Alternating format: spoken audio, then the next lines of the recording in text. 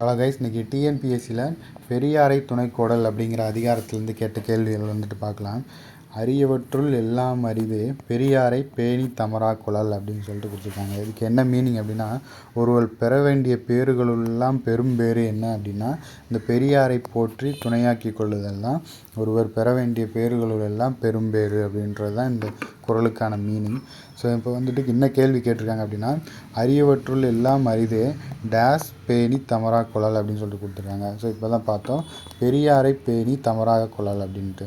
Next பாருங்கள், கிடைத்தற்கரிய பேர்களுள் எல்லாம் பெரும் பேறு என்று வள்ளுவர் எதனை கூறுகிறார் அப்படின்னா, பெரியாரை துணைக்கொழல் அப்படிங்கிறது தான் இதுக்கான ஆன்சர். நெக்ஸ்ட்டு வந்துட்டு பார்த்தீங்கன்னா, பெரியாரை பேணி தமரா குழல், இதில் தமர் அப்படிங்கிறதுக்கான பொருள் என்ன அப்படின்னு சொல்லிட்டு கேட்டிருக்காங்க.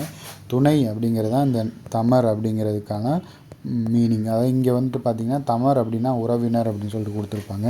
ஆனால் நமக்கு ஆப்ஷனில் வந்துட்டு பெஸ்ட் ஆப்ஷன் எதுன்னு பார்த்தீங்கன்னா இந்த துணை அப்படிங்கிறது தான் இந்த தமர் அப்படிங்கிறதுக்கான மீனிங். நெக்ஸ்ட் இதே அதிகாரத்தில் வந்துட்டு இன்னொரு குறள் கேட்டிருக்காங்க.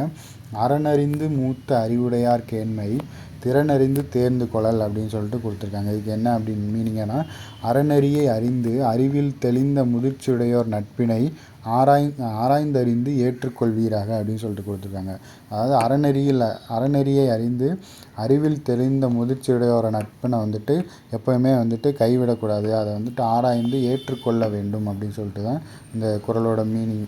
ஸோ இங்கே என்ன கேள்வி கேட்டிருக்காங்கன்னா, திறனறிந்து தேர்ந்து கொள்ள வேண்டியவர்கள் யார் அப்படின்னு சொல்லிட்டு வள்ளுவர் வந்துட்டு கூறுகிறார் அப்படின்னு பார்த்தீங்கன்னா, அறிவு முதிர்ச்சியுடையவரை தான் இந்த குறள் மூலமாக வந்துட்டு சொல்ல வர்றாரு.